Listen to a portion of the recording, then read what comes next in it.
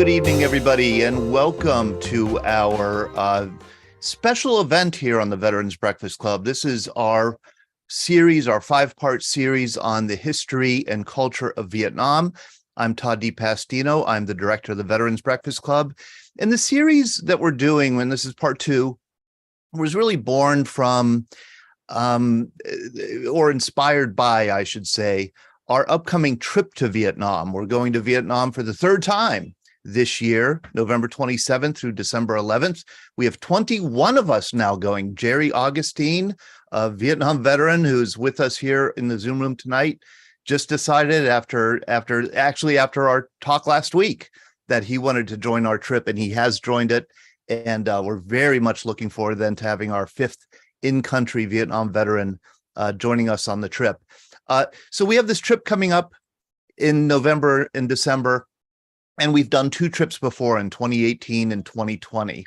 And those trips were inspired in part by the fact that I'm a historian. I'm not a veteran, but I am a historian. And before I got involved with the Veterans Breakfast Club, I taught college classes on the history of Vietnam and the Vietnam War. And what I thought I would do, I was going to brief kind of our travelers on some of the history that they'll encounter in Vietnam and that I'll encounter in Vietnam, and how my prior trips to Vietnam really reshaped and honed, I think, my understanding of the country and the war. We decided to open up just these talks to more than the travel group, and that's what inspired this series this is part two today.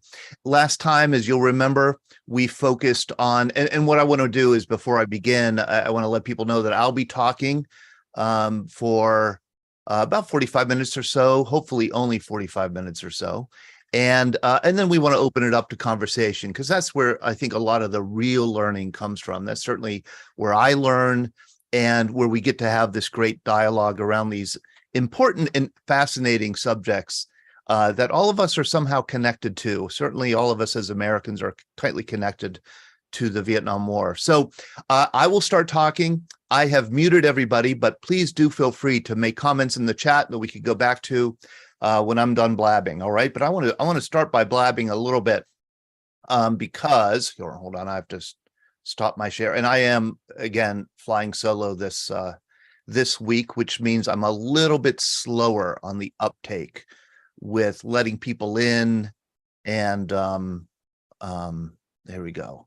So I'm going to have to keep one eye on the waiting room and then one eye on the two people in the waiting room here.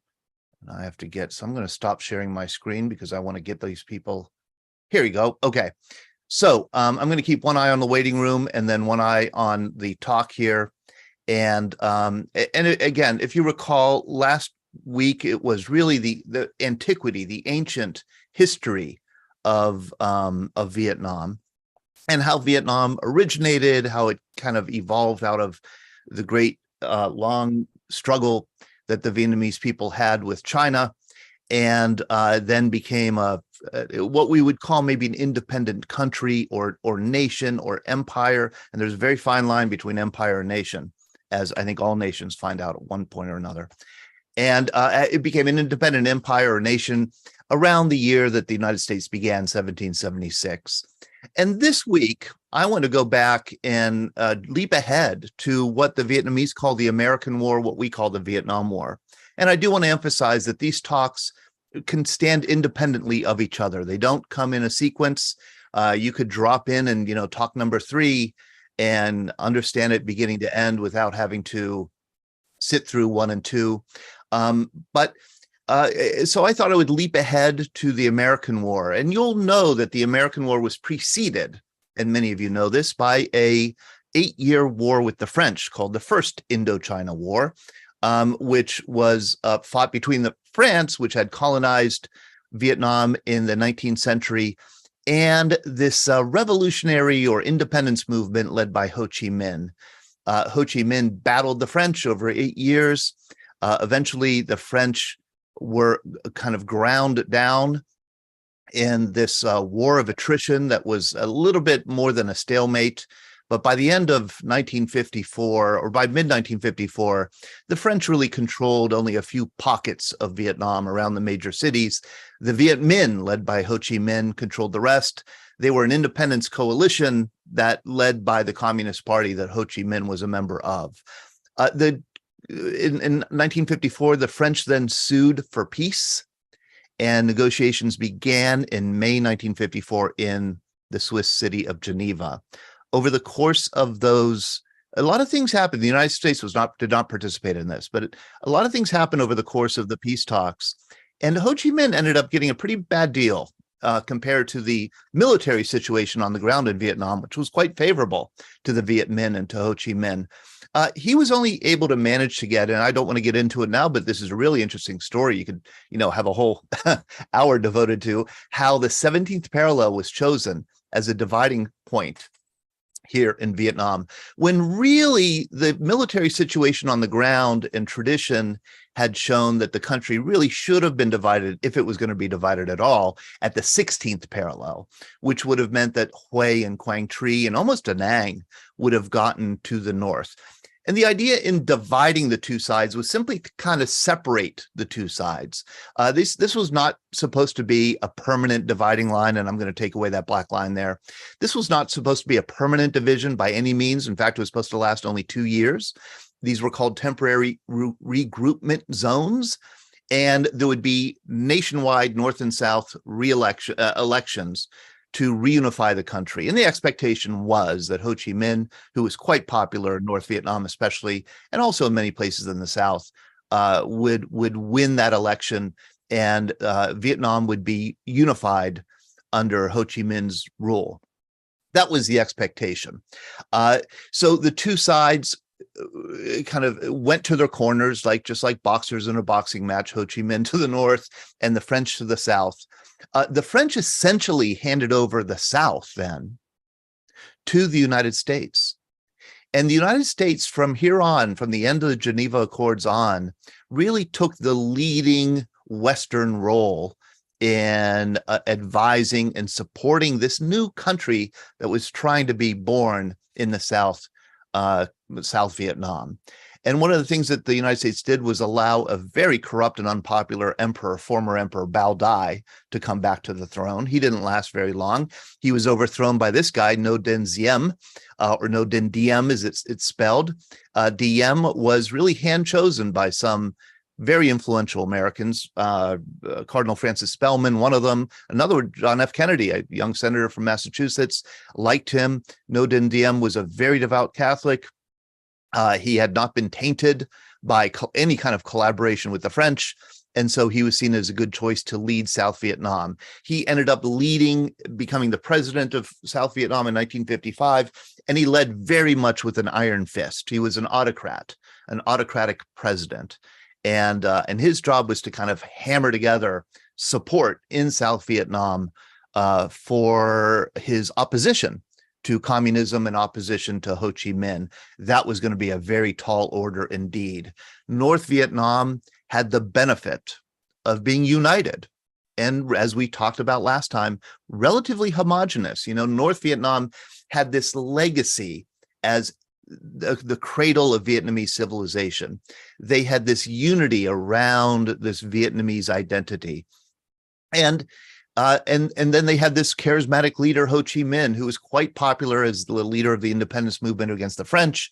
And Ho Chi Minh saw very little dissent within the North. Any dissent that was there was usually crushed. But he had enormous support across the country. And the North became focused on making sure that North and South were reunited. And if forced by necessary, but hopefully by elections, they would think, by a political process. The South, so different from the North, from the very beginning, different. The North, homogeneous and unified. The South, diverse and divided. Divided. And the word diversity, which we use a lot here in the United States, is an understatement compared to what South Vietnam was like. Diversity suggests there are a lot of different kinds of people with different kinds of backgrounds, and that was certainly true in South Vietnam. But the differences were so great that they were actually competing power centers within the country. But let me get to just the instability of South Vietnam, because it was so diverse and had so many competing power centers. The government of South Vietnam was always unstable, always unsteady. The government leaders just seemed to cycle through. There was a cycle of coups that overthrew prime ministers and presidents, beginning on November 1st, 1963, when Ngo Dinh, that Ngo Dinh, as they called him in South Vietnam, that autocratic dictator, was overthrown and assassinated by his own military generals. And you could see here's the next 7 presidents that cycled through after 1963. And here's the list of 13 prime ministers that governed South Vietnam for the 12 years between 1963 and 1975. By the way, you'll notice in this list, and one of the reasons I wanted to list them like this is because you see the name Nguyen a lot, and Tran and Phan, but Nguyen especially. I think 40% of the Vietnamese people are named Nguyen. And Nguyen in Vietnam, the first name is the last name. The first name is the surname. The last name is the given name. So Nguyen is the surname, is the last name that we would say in the US. And it's a very common, I think maybe there are a dozen or 15 surnames in Vietnam. Really not, there are a few others, but well over 90% of all the last names in Vietnam are really just a handful of 12 or 15. And that means that people don't use last names very often in Vietnam. First names are extremely important. So you have this divided South that is not only diverse, but has these competing power centers. And this is like, and I mean like the Hoa Hao here. The Hoa Hao, they're a religious group. They were inspired by Buddhism with this charismatic leader, Huyen Phu So, who kind of gathered this movement under the French in the 1930s, under the French, this religious movement and following with a very strong dose of Vietnamese nationalism in it. And Huyen ended up just recruiting millions of supporters in the Mekong Delta. The French put him in a mental asylum. He was so charismatic, he managed to convert many of the patients and his own psychiatrist. So, I mean, the whole hospital turned into a following of his religion. It's an offshoot of Buddhism with a strong nationalist element in it. And, when I say that this was a religious sect, I mean, they governed a big part of the Mekong Delta. They collected taxes, they ran schools, they ran health centers, they had their own militia that you could see here, and they resisted any effort on the part of the central government of South Vietnam to impose their control there. Also, the same kind of thing happened to the Northwest and in Tay Ninh up here in the Cambodian border, the Cao Dai, which we talked about last time, even bigger, an even bigger sect. They still have, and they're very popular today, I would say, in Vietnam. They have millions of followers in Vietnam and in the United States. Quite a few Vietnamese Americans. There's Cao Dai temples, I think, in Texas and in California. They also had, millions of followers here near the Cambodian border and their own militia. They collected taxes, they ran schools. They were, for all intents and purposes, the government. So Ngo Dinh and those who followed them, the leaders of South Vietnam, their struggle was really to try and unify this not only diverse territory, but this territory that was balkanized. I think that's the best word for it, balkanized, meaning that each of these groups, social groups, had their own geography. They had their own provinces. They had their own infrastructure and their own mechanisms of social control and of governance that made it very difficult to kind of pry them out and to exert a national identity and national government authority and sovereignty over all of South Vietnam. You also had this Binh Duyen. They were the mafia. They controlled drug trafficking and gambling and prostitution. They were led by this sadistic psychopath named Bei Vienne. They had their own army. They had their own territory. They controlled a large part of Saigon, the Cholan part of Saigon. They had a huge headquarters, the Hall of Mirrors, that was also a casino and a brothel and, you know, an opium den all rolled into one. Bao Dai was one of their best customers, the former emperor of Vietnam. And he absolutely did not want to be interfered with by any kind of central government in Saigon. He also wasn't a fan of Ho Chi Minh at all. He tried to have Ho Chi Minh assassinated, in fact, because he knew the communists were so against drug addiction and all that kinds of stuff. So the Binh Duyen, they absolutely were a power that anyone who wanted to unify South Vietnam had to contend with. And then there were the Chinese. Many of the so-called boat people who left Vietnam in the 1980s, they were actually ethnically Chinese. And I mean, and this is complicated. And I think it's somewhat hard for us as Americans maybe to understand. But there are hundreds of thousands, if not millions, of people living in Vietnam who are ethnically Chinese or Han. And some of them even continue to speak Chinese and practice kind of Chinese customs, marry other Chinese Vietnamese, even though their families have been in Vietnam for hundreds of years.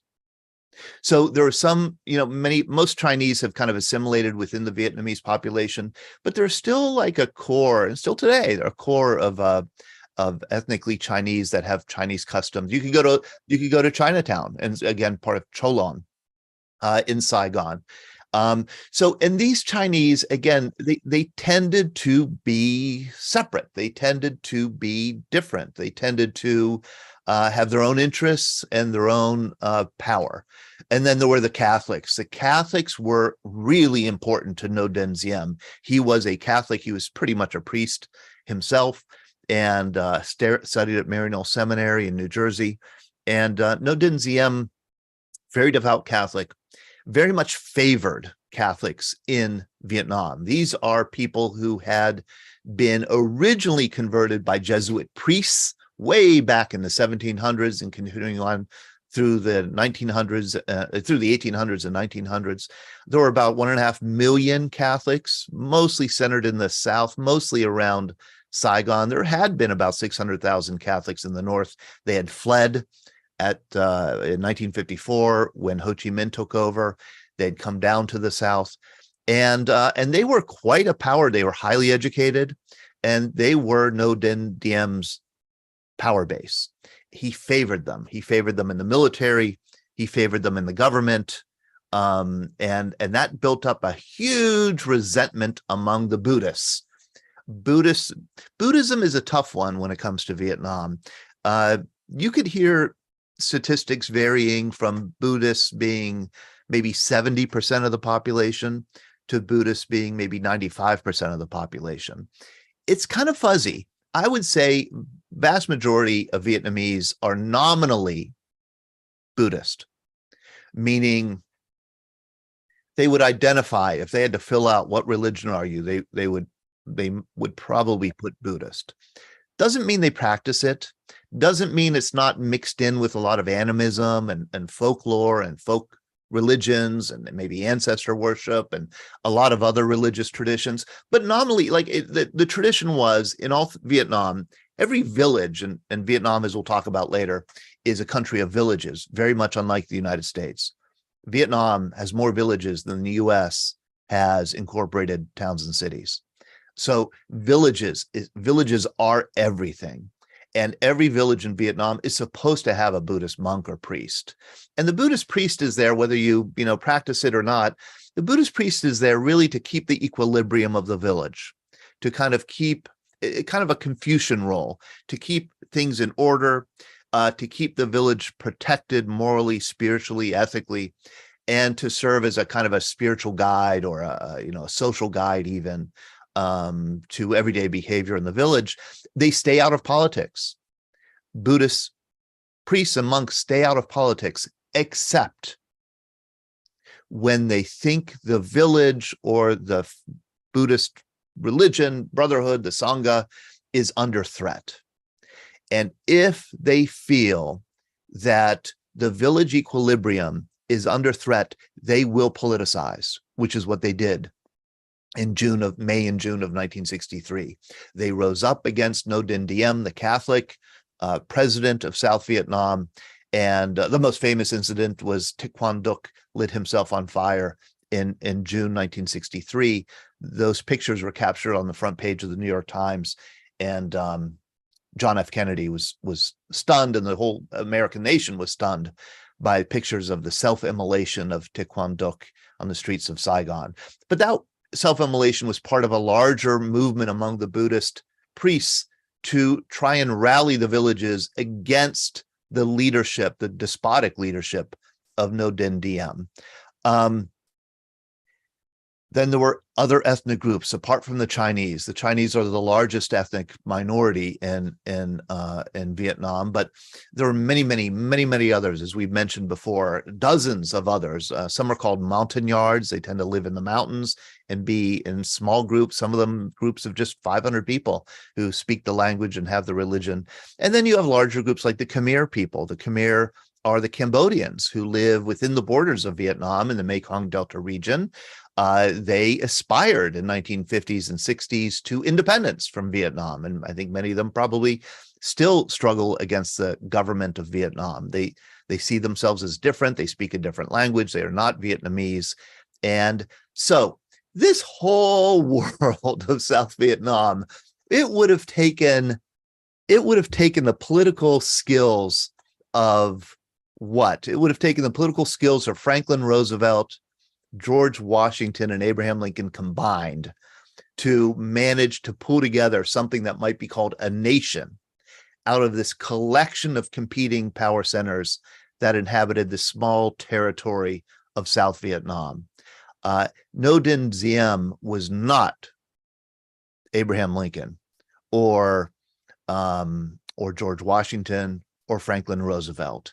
He was more ham-fisted than that, and he really provoked, I think, a lot of resistance throughout South Vietnam with his the iron fist with which he ruled. It would have been tough to unify South Vietnam under any conditions. But add on top of all these different social groups, a group that specifically was founded to oppose Ngo Dinh Diem, and that makes Ngo Dinh Diem's job impossible. And that group that was founded to oppose him, Ngo Dinh Diem, was the NLF, the National Liberation Front, that Americans called the Viet Cong, the VC. The Viet Cong was created in 1960 as an insurgency movement within the South, focused really on overthrowing the government of Ngo Dinh Diem, the U.S.-supported government of South Vietnam. We think of the VC as an insurgency movement, which they were, certainly, guerrilla fighters, which they were, but they were also a political movement, and they were also where there were strong local governments. I mean, just like the other power centers, the Viet Cong controlled swaths of South Vietnam. That means they were mayors of the villages, they were mayors of the town, they collected taxes, they ran schools, they ran health clinics. You know, they were the law and order of big parts of South Vietnam. They also had these death squads and terror units that they used to terrorize those who supported Ngo Dinh Diem or the South Vietnamese government. They did have death squads go in to villages and wipe them out, and they assassinated leaders all the time. They were founded really with some support from the North, certainly, absolutely a lot of support from the North, but they were founded with just a few thousand people in 1960.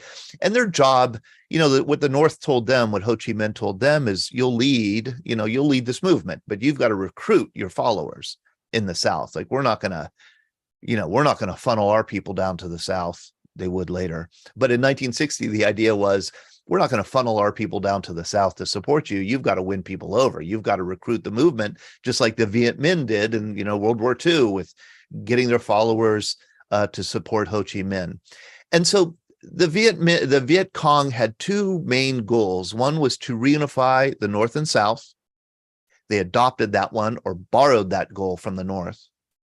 And the second, and I would argue, and I'm in a minority on this, I would argue the far more important goal of the National Liberation Front was to redistribute land in the South. That is, take land from large landowners and give it to poor peasants.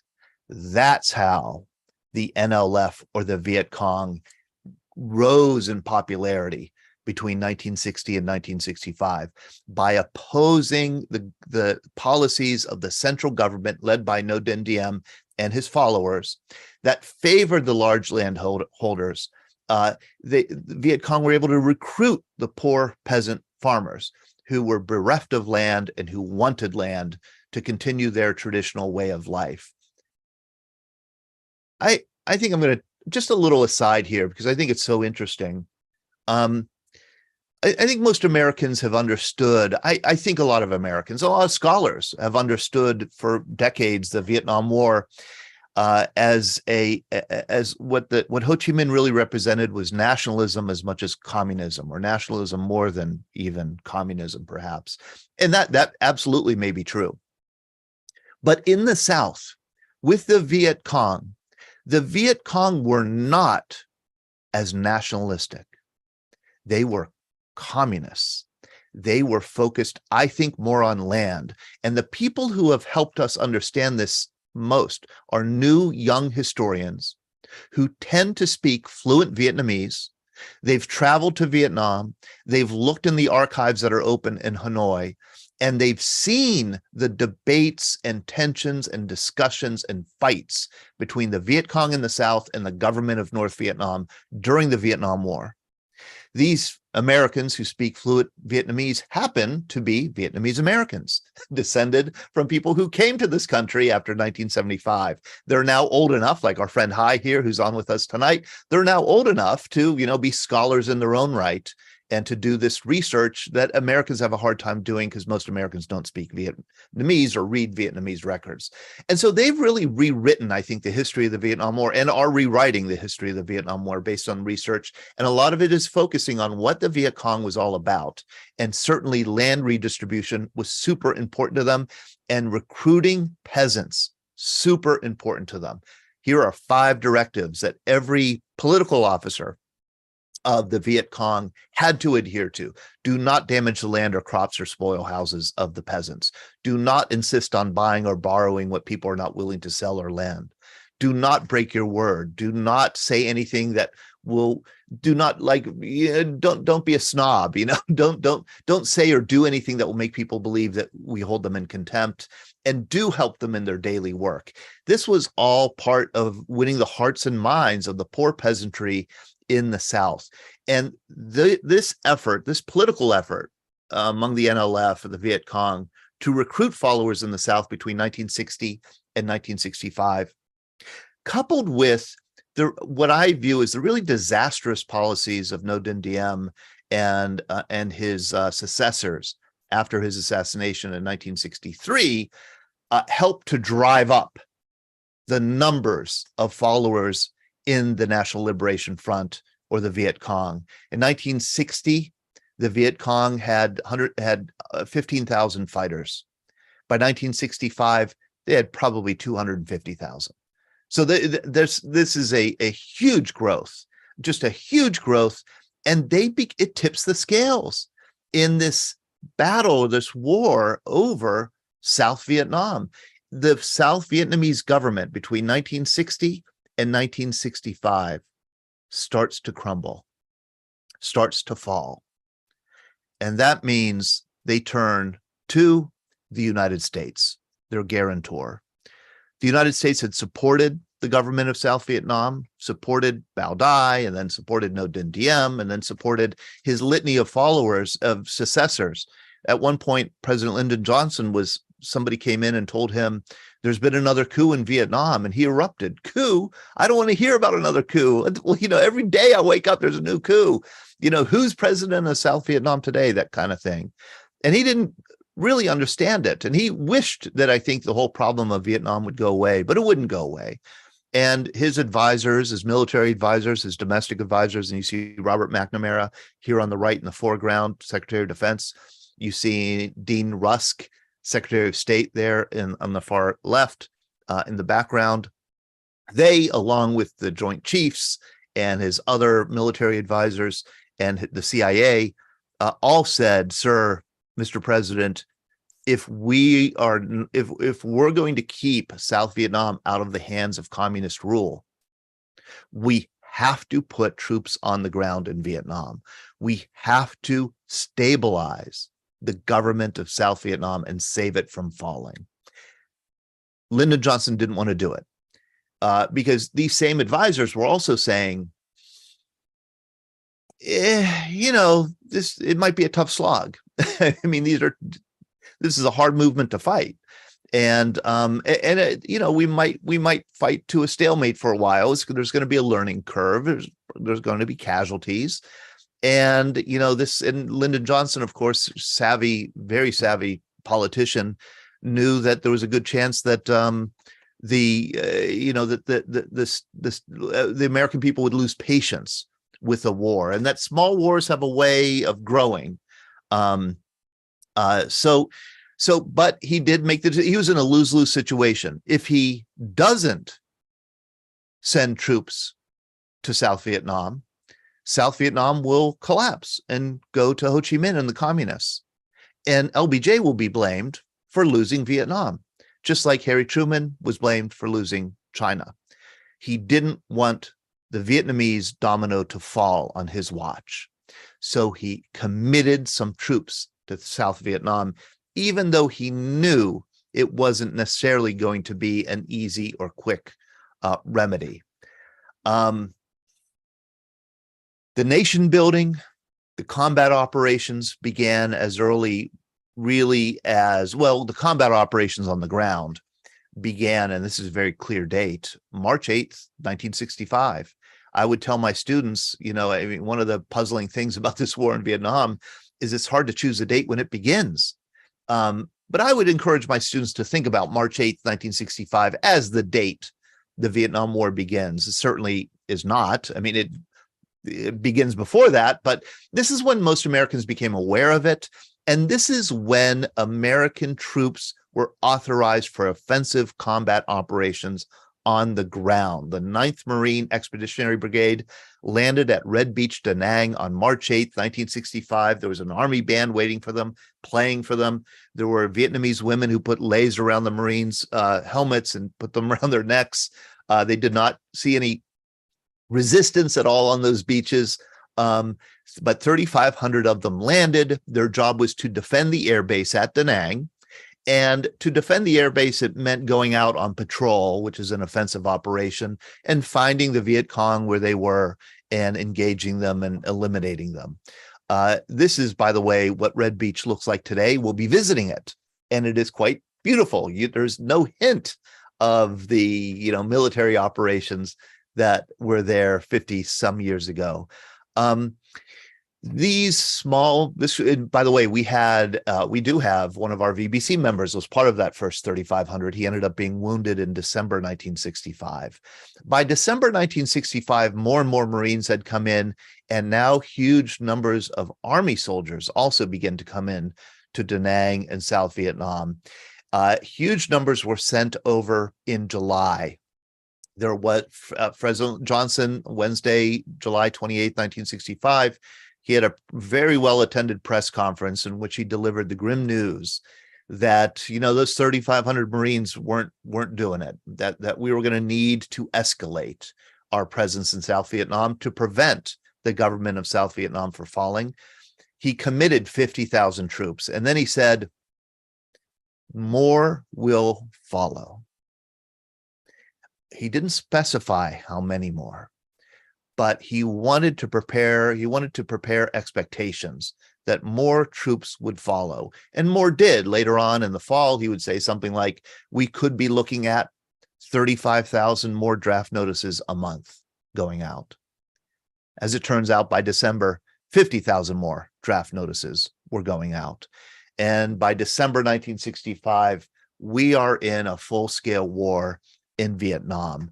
But it escalates, and it would continue to escalate really until 1969, when the peak number of troops in Vietnam would be reached. It would take that long to reach that peak, this policy of escalation. In response, North Vietnam decided to escalate its support of the Viet Cong in the South, its support of the insurgency that the U.S. was fighting. And that meant trying to get men, supplies, weapons, ammunition down to where the insurgency was in the South. You could do it by water, which they did with junks and sampans. And you could also do it by land. And they would eventually, because the interdiction on the coast was so successful by the Coast Guard and the Navy units patrolling, and Marines and Army patrolling the coastline, that more and more of the supply effort went to the Trong Son Strategic Supply Route, otherwise known as the Ho Chi Minh Trail. The Ho Chi Minh Trail was the most unlikely supply route you could ever imagine, which is what made it so difficult to interdict or to destroy. It was just, I mean, who would think of putting a supply route in some of the most forbidding and remote terrain on Earth, which is what the Annam mountain range is here, bordering the borders, the frontiers of Cambodia, Laos, and Vietnam. This mountain range, which again hems in the country of Vietnam between the South China Sea, or the East Sea, and the mountain range itself, this mountain range is forbidding, and people had traversed it, but not in large numbers over the previous thousands of years. There were footpaths in those mountains down to the south. The North Vietnamese committed themselves to widening some of those footpaths into trails, eventually paving some of those trails into roads. And they committed 500,000, at least 500,000 at any one time. There were at least 500,000 people in uniform on the Ho Chi Minh Trail, ferrying weapons and ammunition and supplies and men down to the south. Maybe 600,000, about 300,000 men, 300,000 women. They traveled mostly, especially in the early years, by truck, and they would travel only at night. I mean, these are treacherous mountain roads in a primeval rainforest with triple canopy tree cover, dense vegetation, rugged terrain, and so they would travel only at night. They would hide or camouflage the trucks by day. When they traveled at night, the trucks would not use headlights. There was no lights at all. So how they would do it is they had truck drivers memorize 20 miles of mountain road. They couldn't see anything. They would just know when to turn again, when to turn again, when to turn again. And then they would stop, because that's as much as one driver could memorize. They were driving by memory, not even by sight. And then a new driver would hop in the cab, take it another 20 miles. A new driver would hop in the cab, take it another. That's how the Ho Chi Minh Trail worked. Bridges, there were all kinds of creeks and streams, rivers running through the mountain range. Bridges would often be sunk during the day so they wouldn't be bombed, and then risen at night so the trucks can go over it. It was quite the National Security Agency, the U.S. National Security Agency, calls the Ho Chi Minh Trail one of the great wonders of the world, one of the great military engineering feats in world history, which it certainly is. And the Vietnamese are extremely proud of it, as we will see when we arrive in Vietnam in November. In 1965, the CIA estimated that the North was funneling 200 tons of supplies a day down the Ho Chi Minh Trail. 200 tons of supplies a day, and 50 soldiers a day were coming down into the South to advise and support the Viet Cong. We call it the Ho Chi Minh Trail, but of course it was this very dense network, about 10,000 miles of footpaths and trails and roads ever changing, so one part would be bombed out and it would just be redirected. You couldn't ever quite wipe it out. It was a many-headed hydra that you could never quite kill from the U.S. perspective. But the U.S. tried, and because of the importance of the Ho Chi Minh Trail, because the Ho Chi Minh Trail became the lifeline of the insurgency in the South, the U.S. did everything that they could to wipe it out. And that meant bombing it. It was started as Operation Rolling Thunder, but there were other names for it: Barrel Roll and Steel Tiger and Tiger Hound, these different kind of bombing campaigns.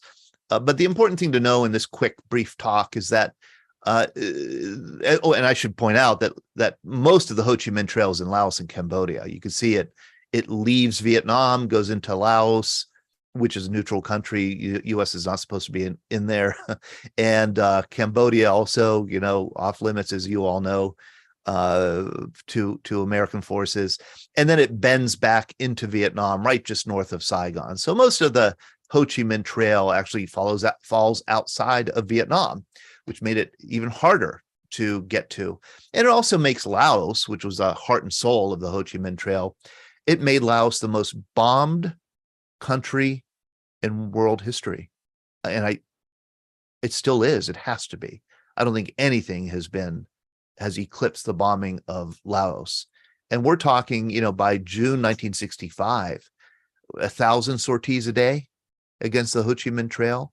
I think by the time the war is over, the estimate is that a ordnance fell on Laos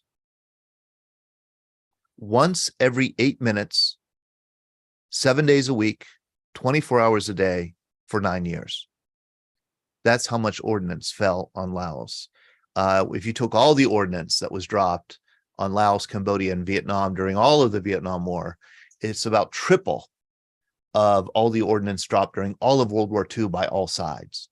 So this is the U.S. was really using its air superiority to try and interdict, the term was, the supplies and men coming down the Ho Chi Minh Trail. And it left these bomb craters that we will see today.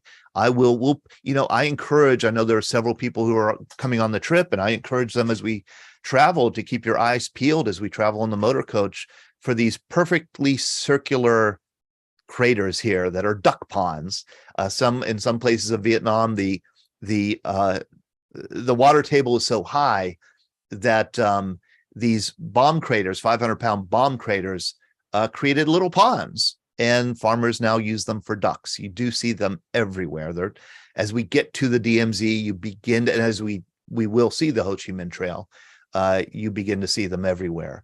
It wasn't just bombing. There were other efforts to kind of slow the movement down the Ho Chi Minh Trail. We've all heard of, I think many of us have heard of Operation Ranch Hand, and we'll talk about that in a second. But there was also Operation Popeye, which I was very surprised to learn about. This was a cloud seeding experiment that worked.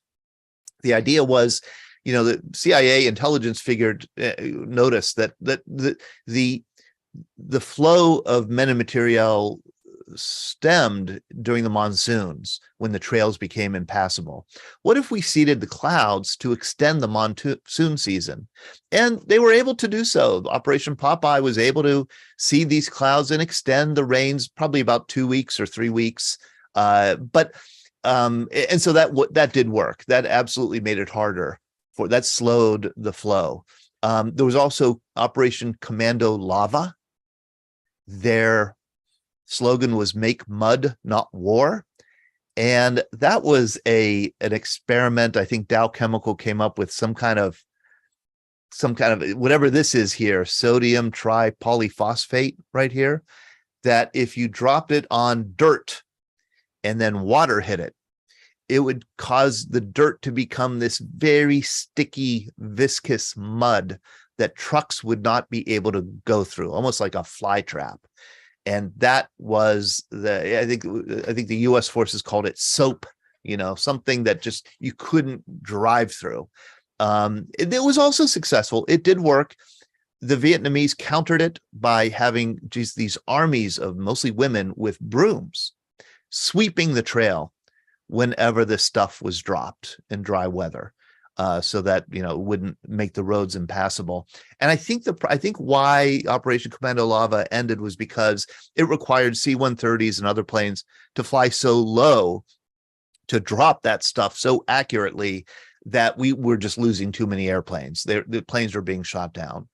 And then finally, there was Operation Ranch Hand with the infamous use of Agent Orange, but also Agent White and Agent Purple and Agent Pink and Agent Green. And I believe that all of those agents, except maybe Agent Blue, and I'm not sure about that, contain dioxin that causes all the health problems with U.S. service members who served near and around these defoliants. They were all defoliants, and they were named after the bands, the color bands around the 55-gallon barrels that they came in. This defoliant would be used, herbicide was used throughout, especially where the Ho Chi Minh Trail was, to try and reveal the network so that they could then be bombed and attacked. Millions of gallons were sprayed. Most of them had dioxin in them. Most of them, so most of that has caused the health problems that American service members and Vietnamese people still live with today.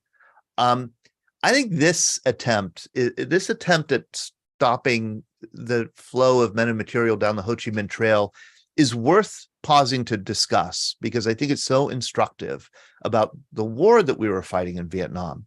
The idea was, and it made perfect sense. It made perfect sense at the time. The idea was, hey, these guys are getting the weapons down the trail with trucks.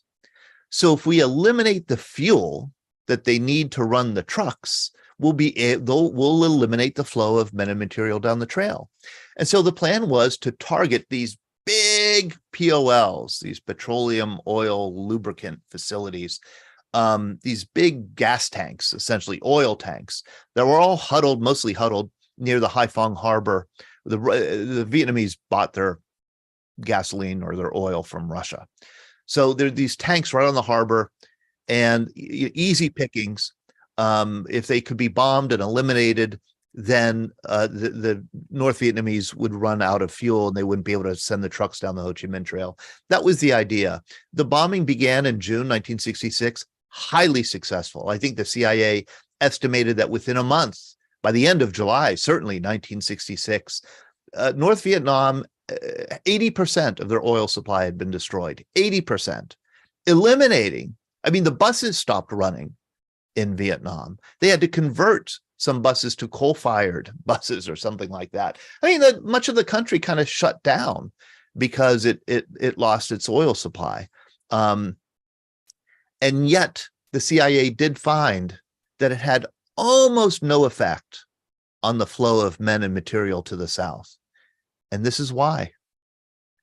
The Vietnamese switched to bicycles. They found that you could put 500 pounds of supplies on one bicycle.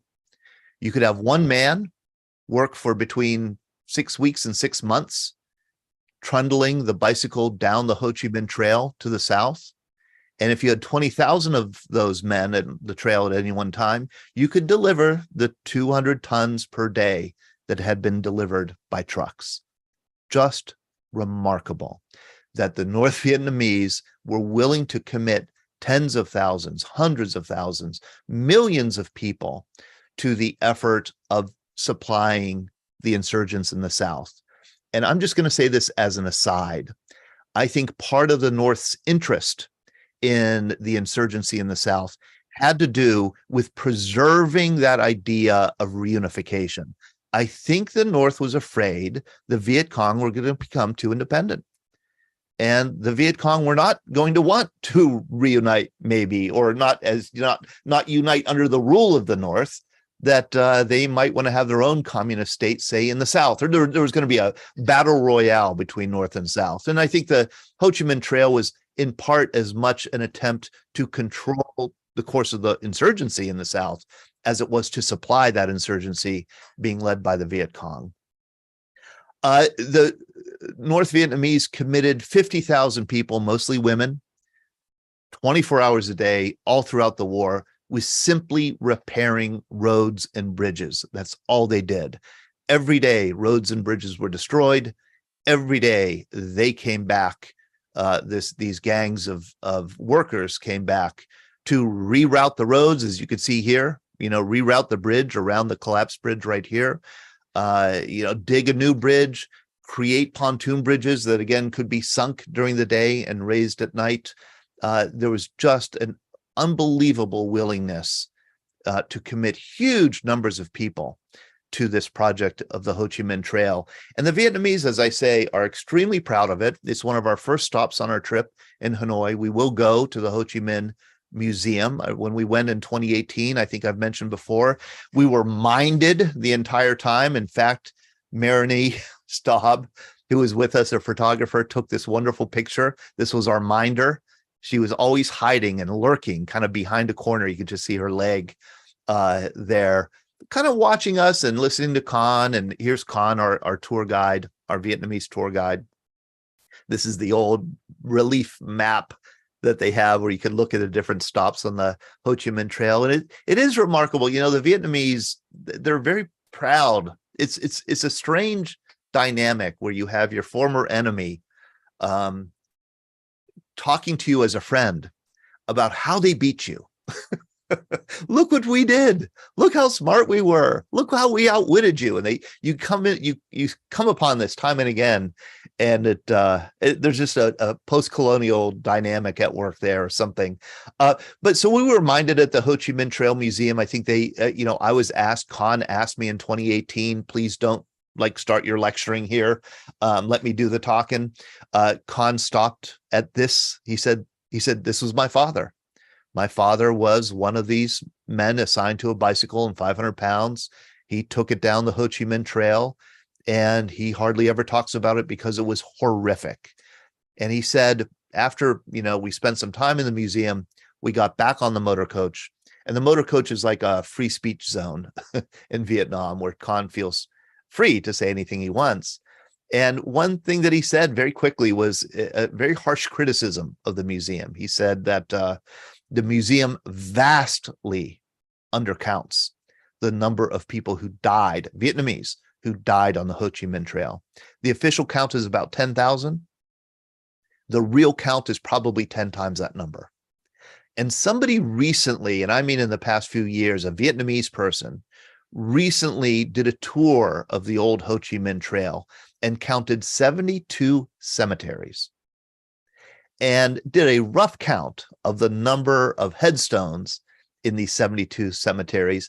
And it numbered many, many, many more times than 10,000. I mean, at least 60,000 people who have marked graves on the Ho Chi Minh Trail in cemeteries. So it's very clear people died of malnourishment. They died of horrific diseases. They were bombed. They were, they starved. I mean, you name it. It was a harrowing experience to keep the Ho Chi Minh Trail going. The Ho Chi Minh Trail is now really the Ho Chi Minh Highway, and it's been rebuilt and consolidated in cooperation between the Vietnamese government and the Laotian government. It's kind of an alternate route down from north to south and south to north, up north to south to north, a kind of an alternate route to Highway 1. And it curves in and crosses the international border between Laos and Vietnam. People, is a popular thing to bike now. People bike the Ho Chi Minh Trail. The Ho Chi Minh Trail emptied northwest of Saigon, crossed the border from Cambodia, and it seemed like most of the supplies and men funneled through an area northwest of Saigon that Americans called the Iron Triangle, centered around the city of Cu Chi. Cu Chi was one of those places thoroughly controlled by the Viet Cong before the Americans got there. And I mean, they were the mayors of the cities. They were the local government. They were, this was territory that was, Americans at the time would have called it Indian country. And that where the South Vietnamese government had no control. And so one of the first places that the Americans went in the South to try and take control was around Cu Chi. And they built an enormous base, the Cu Chi Base Camp, it was called. Here's a great picture of it from the air. You can see how massive it was. They built a massive army base there in 1966. I think it was throughout the war the largest base camp in all of Vietnam, I think. And they based a division, the 25th Infantry Division there, that had been trained specifically for jungle warfare. They had trained in every kind of jungle warfare you might encounter, except tunnels.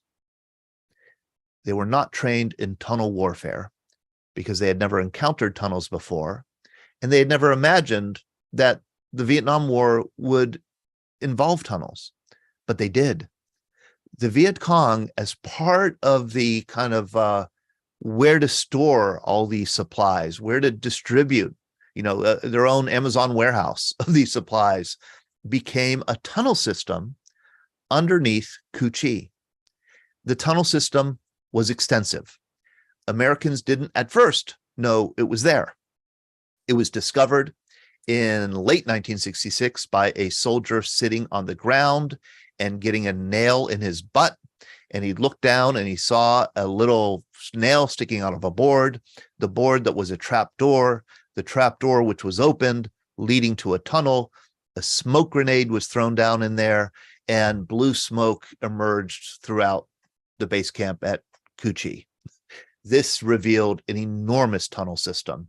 And these aren't just tunnels that you crawl into. These are tunnels that you could live in. There are hospital rooms. There are meeting rooms. There are barracks rooms in these tunnels. There's storage rooms. The whole tunnel network under Cu Chi was estimated to include about 250 miles of. Nobody knew, no one person knew or mapped or was able to navigate the entire system. It was parceled out in parts, and everybody knew, people who were involved in the tunnel system knew just their part. The U.S. would not learn exactly how extensive the tunnel system was until long after the war. I read an article, a 2017 article in the Journal of Soil Science, which I'm sure all of you get at home, and I'm sure you've read the latest piece here on our Western Pennsylvania clay. The Journal of Soil Science is this, small little. I stumbled upon an article about why were the tunnels of Cu Chi so successful? What made them so special? And how have they not been replicated in other wars? And the reason is the unique soil of South Vietnam. And those of you who served in Vietnam will recognize this orange dirt. The orange is from the high iron content in the dirt. It will stain your clothing, and it's everywhere. And that iron content was in just the right amount mixtured with other elements that made it easy to dig the dirt with your hands. But once it became exposed to air, it would harden like concrete. Plus, you could be underground several feet and still get enough air. It was permeable enough to the air that oxygen would seep through the soil, even though it was hard, and keep a person alive in the tunnel. So it had these unique qualities that allowed this extensive tunnel system to be built. And that meant that suddenly the 25th Infantry Division and anybody who served around the Iron Triangle had to deal with these tunnels, because the tunnels were a menace. I mean, there was instances at the Cu Chi base camp where helicopters were being sabotaged, food was being stolen, soldiers, GIs were being killed in their bunks, and the perimeter hadn't been penetrated. Where were they coming from? I think there was one instance where 14 Chinook helicopters had been destroyed, 39 GIs killed. And again, the perimeter had not been penetrated. These people had come in through the tunnels and had exited through the tunnels. And so there became tunnel rats, who became assigned to going into the tunnels to try and extricate the enemy. And this is the picture that just creeps me out the most, this giant centipede. Because not only would you encounter the enemy down there, you'd encounter snakes and scorpions and fire ants and creatures like this. And then, of course, the enemy and booby traps. And, the Vietnamese were experts at taking unexploded ordnance and fashioning them into booby traps that would explode, or mines, or what we would call IEDs. I have a picture of Gordon Lamb here, former captain, company commander of the 25th Infantry Division, who told stories at our breakfast in Penn Hills about how, he was a commander and he was given an order to clear some tunnels. And he said he tried it a few times and just saw immediately how deadly they were. And he wouldn't send his men down in them. He said, we would just dump 15 gallons of gasoline and light it on fire and walk away, because it was far too dangerous a duty. And he didn't feel good about sending his men in there. These tunnels are another example of something that the Vietnamese take great pride in, and they like to show Americans around, look what we've done. They've expanded the tunnels so that Americans can fit into them. And we will be going there on our trip to Vietnam. This is my daughter coming out of one of them. Ben Wright, who's with us tonight, is here looking at this illuminated map. They show you a whole map here of the whole tunnel system. It's one of the fascinating things that we do toward the end of our trip. The war in Vietnam in the early years, 65, 66, focused mainly on 2 corps around Saigon, and 3 corps around Saigon, and then a large part of 2 corps all the way up to Pleiku. And it focused mainly on the Viet Cong, fighting the Viet Cong. These are part-time insurgents for the most part. They are farmers by day, fighters by night, sometimes very part-time, maybe an hour a day do they devote to maybe burying some mines or doing something like that. They're not well trained. They're lightly armed. They tend to be radical in a political way, but they aren't the professional soldiers that would be encountered elsewhere.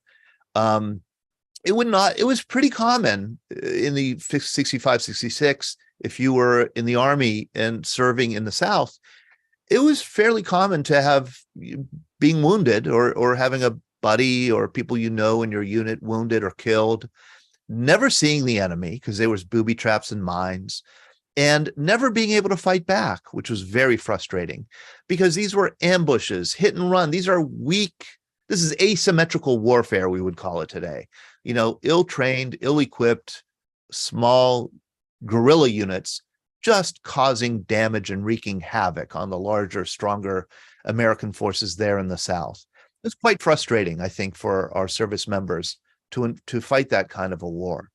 The war would then shift in 67, 68 to the north, to I Corps. This was the dramatic turning point in the Vietnam War. For some reason, beginning in 1967, North Vietnam, the country of North Vietnam, with its well-equipped army, its well-trained army, its full-time soldiers, these people have artillery, they have tanks, they even have airplanes, they have MiGs. They decided to commit their forces to fighting over on the other side of the DMZ in a big, big way. This is fighting not at the platoon level like that was done in the South with the Viet Cong, or the company level, maybe at most with the Viet Cong. This is sending down battalions, regiments, even whole divisions across the DMZ down into the South, large numbers to fight big battles. The question is why? Why did the North Vietnamese decide finally to send their army down to the South in a very public and obvious way? And I think the answer is because they were deliberately lured there by the strategy commanded by General William Westmoreland, who was the commander of MACV, the Mobile Assistance Command of Vietnam. Westmoreland, he was frustrated. He wanted to fight a war of attrition. Attrition, the word comes from Latin attritus, which means to grind. It's the most brutal form of warfare. It's where you win not by capturing a strategic objective or by concentrating your forces or maneuver or anything like that. You just wear down the enemy. You kill the enemy in such large number that they can no longer field a fighting force. You kill the enemy faster than they can replace them. That's the idea of a war of attrition. So wars of attrition tend to be very long and very bloody. And Westmoreland, that was his goal, to kind of fight this war, to eliminate the Vietnamese fighters. But how do you kill the enemy in large numbers when the enemy won't fight in large numbers? How do you kill the enemy when they're laying mines and they're ambushing and only maybe exposing a platoon size to you? It was going far too slowly for Westmoreland. He wanted to quicken the pace of the fighting. He wanted to encourage the enemy to send larger units and to engage American forces with larger units. So he set bait just over on the southern side of the DMZ. The bait would not be Army. The bait would be the Marine Corps. Marines today are not fond of the memory of William Westmoreland for this reason, because he truly set Marine units at these remote base camps, these combat bases, Con Tien and Camp Carroll and Camp Eagle, and most famously Khe Sanh here, 7 miles from the Cambodian border, 15 miles from the DMZ. You can hardly get more remote than Khe Sanh. I mean, Khe Sanh is a plateau, 3,000 feet in altitude, supplied by one road only. It's a kind of a rainforest. And there he put 6,000 Marines as bait to encourage the North Vietnamese to destroy it. It was just too tempting for the North Vietnamese, I think. 6,000 Marines stuck on this plateau. They could be surrounded, which they did. This red line here shows the 3 North Vietnamese divisions that surrounded Khe Sanh Combat Base, and this is the Khe Sanh Combat Base. And they began raining mortar and rocket fire on the plateau, and then at the same time trying to infiltrate the perimeter of this plateau. And we will be visiting this plateau, and this is where it is, in an attempt to overrun the Khe Sanh Combat Base. To protect the base, the Marines fought back. They fired enormous numbers of artillery shells from the base, and they also put parties of Marines out on these hills. These are called the hill fights around Khe Sanh, and these hills are famous to Marines, Hill 558 and Hill 881. These is where the most brutal and toughest warfare was fought. And these guys, they were there to essentially sacrifice themselves to protect the combat base. We've had some survivors of these hill fights talk. It's just unbelievable what they had to encounter, because not only were they encountering the enemy out there, but also they were encountering friendly fire in unbelievable amounts. 100,000 tons of ordnance, 100,000 tons of bombs were dropped around the Khe Sanh combat base in 1968 in an attempt to eliminate those 3 divisions there. And they were, so the ordnance was dropped very close to where the Marines were. 158,000 artillery shells fired there. Khe Sanh, almost as much ordnance was dropped on Khe Sanh over 77 days as was dropped on Japan during all of World War II, including the 2 atomic bombs. That's kind of hard to imagine, but that's one of the reasons why we won't be going to these hill sites. I mean, the unexploded ordnance is just so much of it. Nobody is allowed to go there because it's just so dangerous. Life inside Khe Sanh, inside the perimeter, just disintegrated. It became a hellscape. Water became short, blood was short. The wounded couldn't be evacuated. The supply road was cut off, which we'll drive when we go to Khe Sanh. All resupply had to come by air. It became a nightmare. And then in April, 77 days after the siege of Khe Sanh began, the North Vietnamese simply disappeared and declared victory. And the U.S. declared victory also. Khe Sanh really had the nation's attention in January, February 1968. It certainly had the president's attention. Here he is in the war room with a relief map of Khe Sanh. He visited it every day. The Marine Corps pleaded with him, please just evacuate it. It has no strategic purpose whatsoever. It was there as bait. We got our target here. We could now remove the bait, but he saw it as a sign of weakness if we abandoned Khe Sanh. So the Viet Cong, or I'm sorry, the NVA abandoned it first, and Khe Sanh was declared liberated, I think, in April. We will visit Khe Sanh just like we did. Here are some pictures I took in 2018. I love this photo of two Marines, Ray and Ray, who served at Khe Sanh. They're finding where they were here in a photo in a little museum there at the Khe Sanh Combat Base Museum. Ray Emilio, who was a Navy corpsman who served with the Marines at Khe Sanh, he found the exact place where his hooch was, and we took this picture of him. There he is, right by this. Here he is in 1968, and there he is in 2018, 50 years later. That was quite a thrill to be able to visit Khe Sanh with him. One funny thing that I want to throw in here at the end of this talk, and that is this great little museum that we will visit when we go to Vietnam, has this sign. Most of the museums have been updated. This one has not. This one still has the propaganda. Results of the Khe Sanh campaign: 11,900 enemy soldiers killed. There were only 6,000 there. 197 airplanes shot down. I think there was one. And then 80 ships destroyed. There's no water there, so there was no ships. This is when we were there in 2018. We saw this couple getting their wedding photos taken on Khe Sanh because it is such a beautiful place. All right, I've been talking way too long. I'm going to invite you to raise your hands or ask to unmute yourselves, and we can get the conversation going. I'll look around, see if here we go. Bob Flage. How are you, Bob? Very good, sir. When you were talking about South being having to be unified, it wasn't the South more agricultural, where the North was more industrial. So there was that dichotomy to begin with.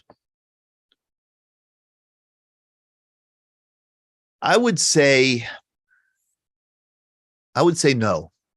The South was more agricultural in the sense that the South produced more agricultural product than the North ever could. The South is a breadbasket. So is the Red River Delta, but the Mekong Delta is just the breadbasket, not only of Vietnam, but of all of Asia. So yes, the richest agricultural land in Vietnam is in the Mekong Delta and is focused in the South. A lot of the heavier industry, you are correct, we're in the North. Were shipyards and dockyards and coal mines in the North. The South was also mainly like a trading center. So yeah, that was a difference. That was the farms in the South tended to be much larger and much richer than the farms in the North, which tended to be uniform small sizes. So in the South, there was a greater division between your wealthier farmers and your poorer peasants than there was in the North. In the North, it was more an egalitarian society, I guess you would say.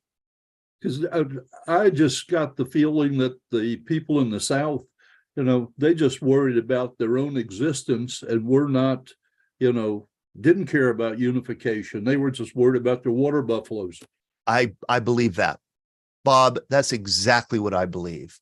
And I know, again, a lot of historians, and I used to teach that, Ho Chi Minh, we've got to focus on his nationalism as much as his communism. But when you're talking about the Viet Cong in the South, I don't think they were very nationalist. I really don't. I don't think they were very concerned, as you say, about reunification. I think they were concerned about survival mostly. Yeah. The other thing about the transportation with bicycles, that's what did Dinh Bien Phu in. That's how they got all of their supplies, for that battle up from the North. You got it, Bob. Sure did. Dien Bien Phu. Yeah, that was like a preview of coming attractions in a way. I believe you're right. I think that the effort to supply Dien Bien Phu in 1954 was kind of what inspired the belief that it would be possible to supply this insurgency through this forbidding terrain. Thank you very much, Bob. Yes, sir. Hey, who we have? Is Janet? Did you wait? Were you waving your hand? Yeah, I was. Yeah. Yeah, of course, I was there, in 66 as a donut dolly and went back in 94 as a visit. And I was really worried about how the Vietnamese people would treat Americans, because I have always had this guilty feeling that, that we lost the war. So anyway, I was shocked, I guess I would say, that everybody was absolutely wonderful to us, except for one person at the Cu Chi tunnels. And I'll never forget this young woman. She was dressed in VC pajamas, the black, full pajamas. Oh, yeah. And if looks could kill, I'd be dead. I'm not kidding. I mean, Yeah. but it was, going down inside those tunnels, like you said, your daughter went, I guess. It was amazing. So I have a picture of me inside the hospital room. It was just amazing that they lived down there. Just amazing is right. Yeah. And we, there are, yes, the Vietnamese were very hospitable, but I think anybody who's been on the trip would say, yeah, may have been one or two people where you got the sense that they were giving you side eye. Nancy Smoyer in the chat, I just ran it. This is exactly what our traveler said. Nancy Smoyer says, when I went back with veterans, we developed the mantra, we never had a chance. Nancy, so many of us said that when you look at the Cu Chi tunnels, like, oh my gosh, how you defeat this if they're going to live underground? Let's go to Jim Roberts and then John DeLallo. Hey, Jim. Todd, can you go back to the slide after your daughter coming out of the tunnel? After the slide. The one right after she's coming up out of the tunnel? Yep. Let's see here. That would be the Viet Cong here. The Viet Cong slide. This one. Right. If you see the boundary between 2 and 3 Corps, yes, the red line, just to the left of that red line on the border with Cambodia, there's an offshoot of the trail that was called the Jolly Trail. And I think this only showed up fairly recently in unclassified documents. But the Jolly Trail was a major route down into War Zone D. And War Zone D would probably be about an inch on this map below to the south of the border down there. And that was a major area. The Americans operated there, but they never controlled it or owned it. And as an advisor with the Vietnamese, we never went there. As far as I'm concerned, there was advising south of that, but I've never encountered any information about them operating in War Zone D. The story I got was before I got to my unit, my village in 71, Viet Cong came through and kidnapped several large groups of Montagnards and took them down to War Zone D with the idea that they would grow crops there. They could keep half, the Viet Cong would keep half. And it was apparently a major base camp and staging area and supply route for what happened when they finally finished the war. So this was called War Zone D, or the Jolly? War Zone D is move your mouse just to the left and down. Right, a little to your right. Right there, that would be War Zone D. And so the Jolly Trail apparently came right through and ended up in War Zone D. And part of what we were trying to do with the Vietnamese I worked with was trying to establish where those offshoot trails were. Oh, how we would go out frequently looking for signs of infiltration. How interesting. Thank you very much, Jim. John DeLallo, how are you? Oh, doing well. Good. You teach this in high school, don't you? Well, I actually sent you, and you can expand on it at a later time. But it's really pitiful that the kids in high school, the Vietnam War is nothing more than a footnote in a history book for these guys. The kids were pretty much clueless. We talked. I sent you my presentation, and the really sad part about this, I'll never speak well of Lyndon Baines Johnson, and of course this is a family show, so I'm not going to quote him directly. But LBJ, was quoted as saying he didn't want to be the coward that pulled us out of Vietnam. Right. He didn't use the word coward, but anyway. Right. The strategy of the civilian control over the military was just awful. I contend that Truman or Eisenhower, I'm trying to think who was in office in '54, probably could have ended the Vietnam War in about 3 weeks. But there was no resolve on part of civilian control to go in there and actually stop communism in its tracks. They could have done it, but unfortunately, they were terrified of the consequence of utilization of tactical theater nuclear warfare. I studied it. I worked with SAC for a long time, and it would have worked. I'm thoroughly convinced of it. That war would have been done sometime in 1954. And for those of you, the scholars that are on here with us know that the first American Expeditionary Force medals for Southeast Asia were awarded in 1954. As a matter of fact, my training instructor in basic training wore that medal. He was in South Vietnam in 1954. That's amazing. Thank you, John. And speaking of scholars, we have Greg Yost with us. How are you doing, Greg? Oh my, wow. Scholars, yeah, like compared to you, anyone else has a chance here. Absolutely terrific. Terrific presentation. I had two questions. I had one question that morphed into two, but I want to comment on John's response here. I believe that Eisenhower, during the Dien Bien Phu, the French asked Eisenhower to use nuclear weapons, and he basically said no. He said no. Yeah, right. So that sort of, I mean, Eisenhower was sort of more or less directly asked by the French, hint, hint, could you sort of like nuke them? He said no. And there were advisors, including, I think, Vice President Nixon, who thought it would have been a good idea to use nuclear weapons at Dien Bien Phu. Right.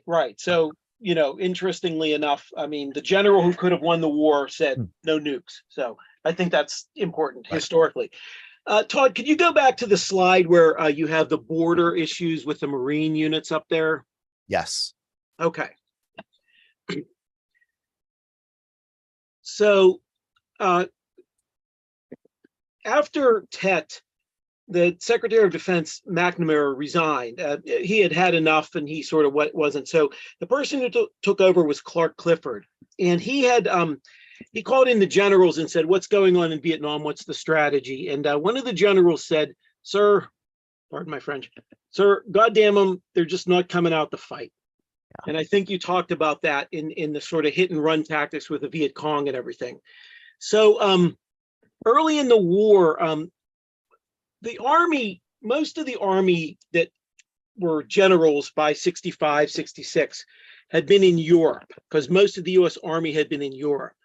And the European theater was just sort of blow them all to kingdom come, right? Just attrition, as you mentioned. But there was a small minority who said, no, you're fighting this the wrong way. And they had been veterans of the China, Burma, India theater. So I guess my first question is, early on in the war planning, was there any serious discussion of sort of fighting it in the China, Burma, India theater, or did just the European veterans have their way? And secondly, I never thought of this before, when Westmoreland sent these Marines up to the border to provoke the North Vietnamese, was he trying to, goddamn, get them out to come to fight in a war that he knew the US could win?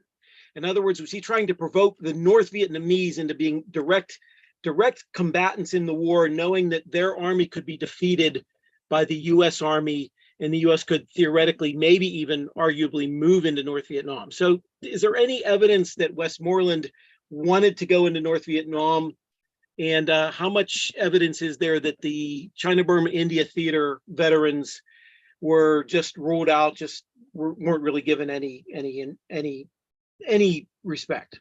I don't know anything about the CBI veterans, the CBI generals, veterans being as decision makers in the Vietnam War. So I that's new to me. I would love to learn more about that. Westmoreland, I don't think had designs on North Vietnam. I think my understanding is he wanted to set up something that would remind the North Vietnamese of Dien Bien Phu, the great victory against the French in the remote corner of of Northwest Vietnam in 1954. The French had done just the same. They had set up a trap that they thought for the Viet Minh, that how could the Viet Minh resist not trying to take out this remote base by surrounding it? I think the French never dreamed that the Viet Minh would commit as many weapons, as many men as they did to that battle. And I think that's what Westmoreland was trying to do, is kind of replicate Dien Bien Phu, but turn the tables, use the superior firepower and air superiority to essentially wipe out as much of the army of North Vietnam as possible, leaving only a remnant to defend the North. And then therefore the North would sue for peace. Remember, the goal of the Vietnam War was really to get the North to come to terms with the US and South Vietnam, to keep South Vietnam independent, not to reunify North and South under South Vietnamese rule. That's my understanding. Nancy, how are you? I'm good, thanks. So I have a question and a comment. When it's about LBJ, I was touring his ranch years ago, and the guides said that LBJ at a press conference after his presidency was over was asked what he thought was, I don't know if it was the most important, or the date, or the date that he remembers most, or that he regretted, although I can't imagine LBJ would respond to what he regretted. But I'm wondering if I'm thinking it was that July 28th date when he committed 50,000 troops. And he realized that was such a major escalation. It wasn't maybe what he should have done. Do you know anything about that? Does anybody know? I'll throw that to the room, because I don't recall him. I'm sure you're right. And I do know that post White House retirement press conference that he had, I can picture it. But I don't remember him answering that question. I think the idea was, I was going to say, certainly he regretted Vietnam. Yeah. And I think the idea was, like, the reporters were like, well, what date is that? What does that mean? Nobody knew what the importance is. And I would say to my students, July 28th, you could see how I singled out that date. I think it's such an important date. I think most Americans at the time, absorbed it and moved on, not knowing what it would lead to. But it was a real declaration. It was a public declaration of war, saying that we are going to fight a major war in Vietnam. And he was telling the American people about it. Now, he did it at a press conference in the afternoon. He didn't do it, prime time. He didn't ask for primetime TV for it. So it was a bit understated, but it was a public declaration all the same. Andy Glade, how are you? Very good, thank you. Andy's coming on our trip. Yes. My question is this. Who supplied North Vietnam more, China or Russia? They switched off and on. Russia, I think, supplied the most important supplies. But Ho Chi Minh and the North Vietnamese played China and Russia off each other as much as they could to try and have them kind of compete with supplying North Vietnam the most. And this is at a time when the relations between Russia and China are really tanking, if not tanked. So that figured strongly into the North Vietnamese strategy, is how do they keep their supplies up? But I would say North Vietnam supplied most of the heavy weapons. China supplied lighter weapons. Hi, how are you? I'm good. First of all, I'd like to say that your lecture is very good. I learned a lot of things that I didn't know. And at the same time, I would like to contribute to some of the facts that I learned since I came to this country, like you said earlier, that learn and study and research by Vietnamese Americans. One of them is me. Right. And I like to start out the part that the National Liberation Front, I learned first when I learned about that group was about from the Paris Accord And the person who explained all that to me was first an American. His name is Stephen Young.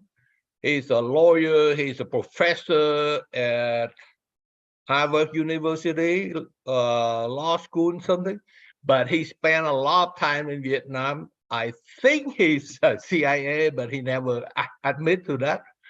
But basically, and I also learned from an author.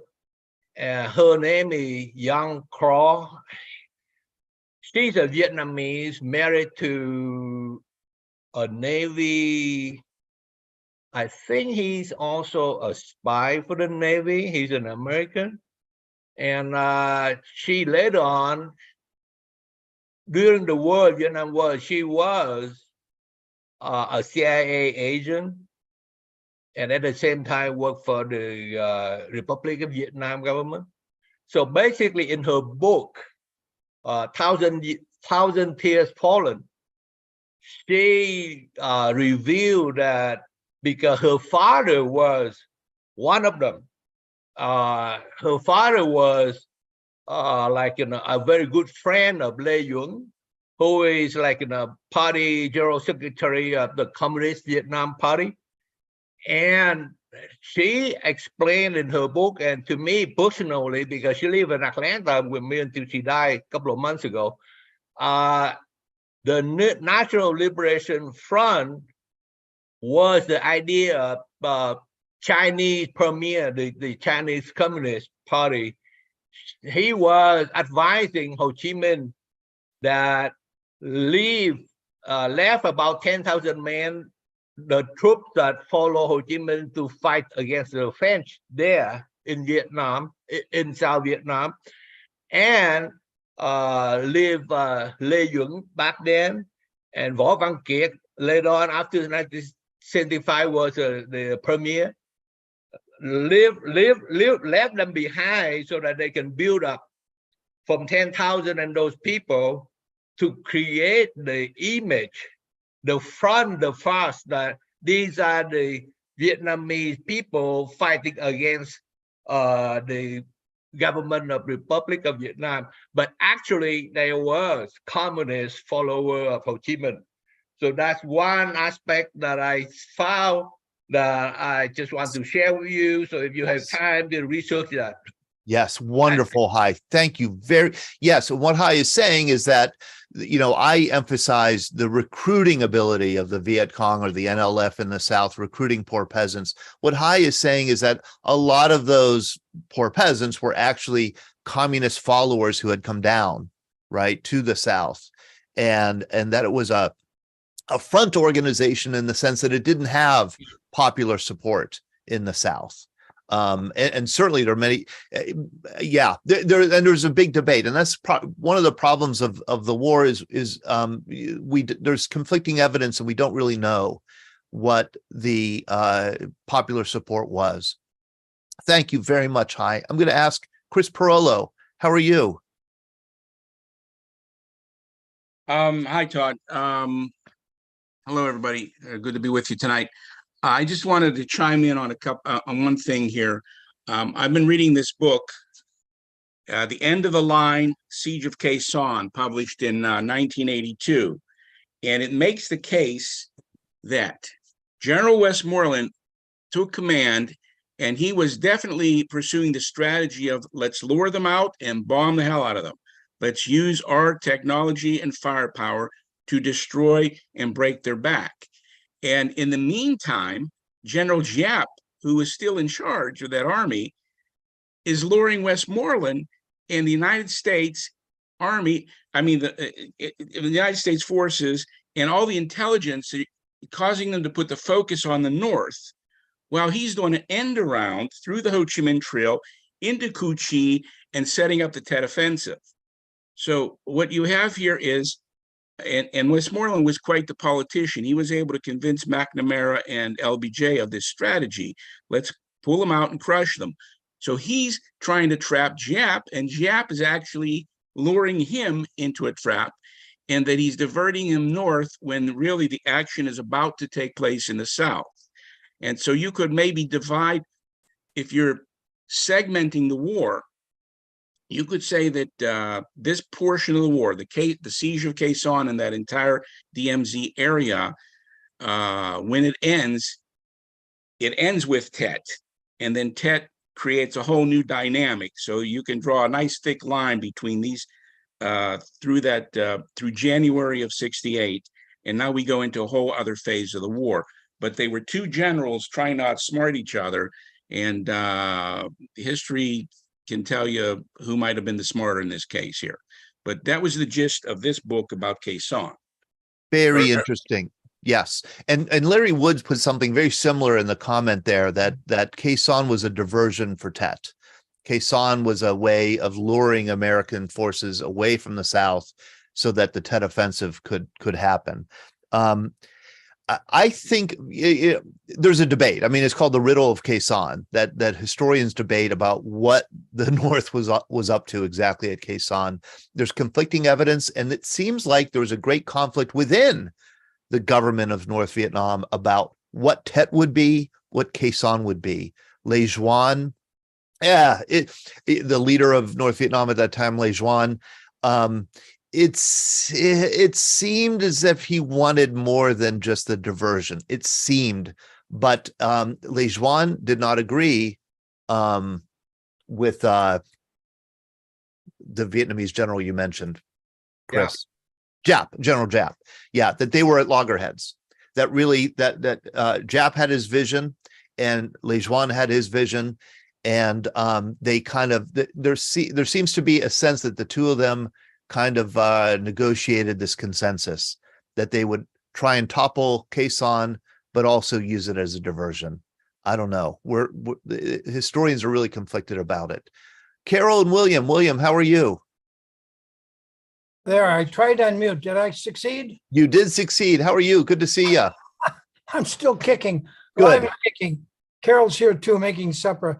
I had a couple of comments. I learned a lot that I didn't know by your presentation, but I wanted to comment that LBJ was part of the assassination of John Fitzgerald Kennedy.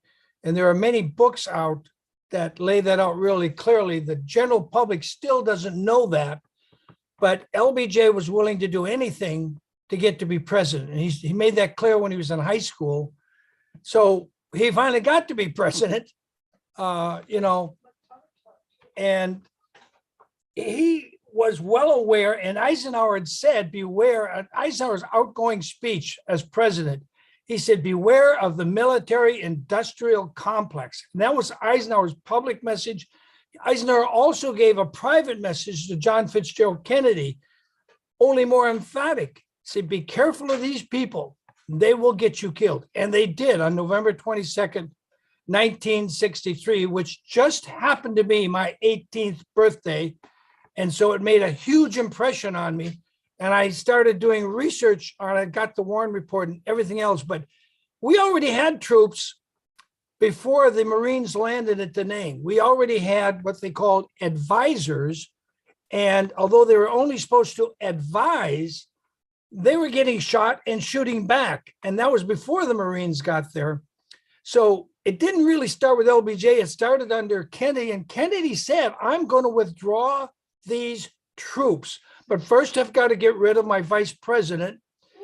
This isn't well known, but if you go back and research it, LBJ was being the subject of extreme scrutiny by a special Senate committee that was about to indict the vice president.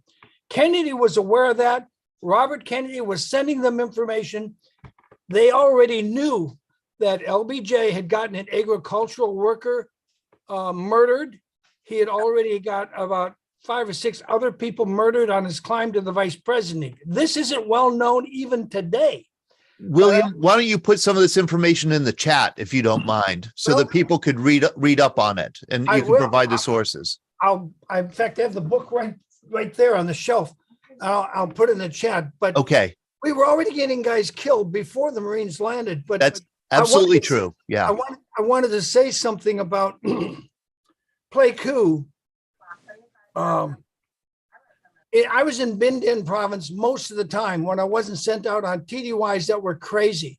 One of them was to the Ho Chi Minh Trail where there was a river crossing. My only job on that TDY was to use this very fancy camera I'd never seen before and take pictures of the dead bodies because we had bombed them as they were rebuilding a bridge. And it was just bodies on top of bodies, and it was like a slaughter fest.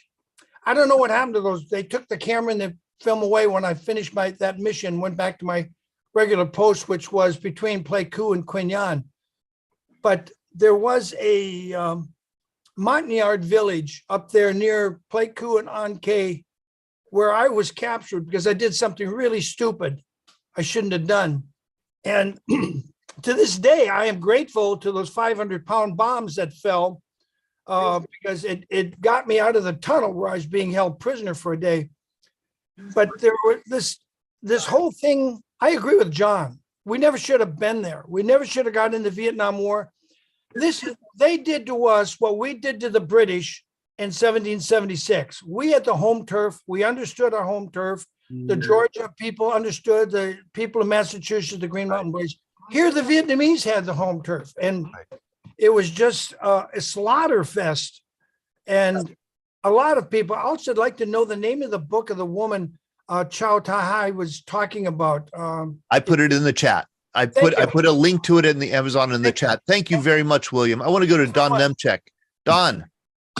Yes, Todd. I think just briefly touch on the Gulf of Tonkin resolution, which kept us in there, or gave us authorization, falsely, most may say, with the patrol boats attacking two U.S. destroyers. But the Gulf of Tonkin resolution was the paper that gave our country this ability to wage war against the Vietnamese.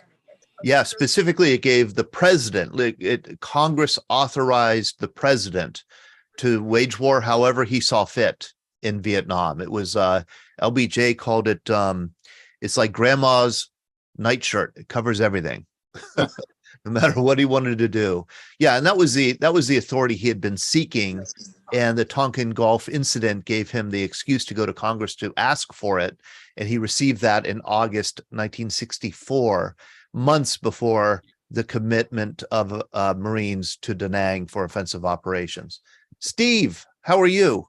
Good. How you doing, guys? It's an honor to be amongst all of you. I don't want to take up too much of your time, but and so just cut me off, and I'll try not to. But I got some thoughts I'd like to bounce off of you or anybody after reading a book called Our Vietnam Nightmare by Marguerite Higgins, a Pulitzer Prize winning journalist. It's an amazing book. But her contention is that the monks were, I'll try and be brief on all these. There's a lot more to what I'm saying, but very brief, and you can expound on it if you would, Todd. The monks were essentially recruited and brainwashed or coerced into self-immolation. And she was born in Hong Kong and rehabbed for a disease in Vietnam, so she was very familiar with the culture, and that adds a lot to her book. And she's very knowledgeable in that respect.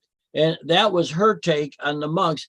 And Ngo Dinh Diem, these are my takes from the book, and you've discussed this, according to her, was not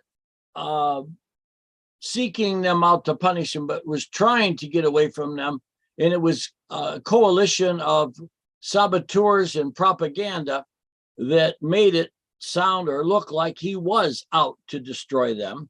Then I'd like your thoughts on Kennedy being remiss, snookered, fooled, whatever you want, as she recounts how he went on vacation to Hyannisport or wherever, and Henry Cabot Lodge McNamara surreptitiously, essentially, presumed that he had given the go-ahead to assassinate Ngo Dinh Diem and his brother. I'd like your thoughts on that. And I'd like your thoughts on whether you think Ngo Dinh Diem was ultimately good or bad in respect to Vietnam and in respect to the United States, because she characterizes him as being thought of as a puppet that would not, a non-compliant puppet. Yeah. And so they wanted to get rid of him. Yes. And then Yes. I'd also be interested in Madame New and what you thought of her. And then I'd like to know your thoughts on the media. She really lambasted, and I think correctly so, the media's involvement. And if you can remember, give me your thoughts on Nixon surreptitiously, clandestinely dealing with the Vietnamese, our enemy, behind the lines accordingly for his own good, to cooperate with him to help him become elected. There's a lot there. Yeah, thank you very much, Steve. There is a lot there. I'm going to recommend a book that defends Ngo Dinh Diem because I was pretty hard on him. The book is called The Mandate of Heaven by Jeffrey Shaw. He's a professor. It's a book that, I mean, he's in the minority. I'm in the mainstream in this one, in judging Ngo Dinh Diem as a poor leader for Vietnam in 1955 to 1963. Although it's amazing, he lasted longer than anybody else. He was the best out of all those that followed. So it's kind of hard to make the argument, I guess, that I'm making, that he was a poor leader, because he certainly succeeded more than anybody else. My understanding is that John F. Kennedy certainly gave the green light to the coup, but he did not imagine that Ngo Dinh Diem would be assassinated and did not approve of that. He offered, and the U.S. offered, a sanctuary for Diem, that he could escape the country so that he wouldn't be harmed. He refused. You're absolutely right in the sense that he was a puppet who would not be controlled. His advisors, his American advisors, gave him very strong advice, and he didn't take it, never took it. He was his own leader. And you could say that maybe led him to his doom. That's an interesting question about Nixon in 1968, where I'd like to bring that up at a later in a later lecture. It's a fascinating and very real issue. And I think that's it for now. Thank you, Steve. Madame New, oh my gosh, what a character. What a character. Absolutely. Raj, how are you? Hi, good to Todd. How are you doing this evening? Good. That's a sidebar to all the discussion that's been going on this evening. I'm curious if you've ever lectured or seen any information about the secret air war in Cambodia from 1970 to 73, involving the rustic forward air controllers. Yeah, I mean, the bombing of Cambodia, which was a celebrated or an infamous event that was exposed late in the war. I have not lectured on it. I have no special knowledge about it. Do you have something to recommend that I look into? Well, yes. I mean, I was volunteered as a enlisted airborne interpreter, flying in the back seat of an OV-10 with the rustic forward air controllers, and we acted as an interpreter between the Cambodian Army officers on the ground and our non-French speaking pilots. Wow. And Uncle Sam went looking for French speaking pilots, couldn't find them fast enough, so they went to enlisted ranks. So when I arrived at Phan Rang Air Base in October of 71, they actually told me, you may be going back because we're dissolving the backseater program. But are you a native French speaker? Well, no, my parents both come from Canada. Huh. I was brought up speaking French, although I spoke the Canadian French. Right. The Cambodian Army officers spoke the Parisian French. So when we were getting input, when they were giving us their, where the bad guys are and where the good guys are, we had to make sure that they were speaking very slowly so that I could understand them. This is fascinating. Is there a book about this? In other words, three books that have been written regarding the rustic facts. And they have a website as well, rustic.org. And you can find a link to the books about the rustic facts. But it was a unit that flew from basically June of 70 to August 15th of 1973, when the rustic mission was terminated. Not something that went over well with the rustics themselves, but this is something that Uncle Sam decided we're all done supporting Cambodia. This is really interesting. Do you have our contact information? You get our emails, and I can contact you about this. All right. Thank you very much for educating me about Rustic.org is the website. rustic.org. Okay. Thank you very much, Rod. Very good. You will. Thank you. Kenneth, how are you in Hawaii? I'm doing okay. Good.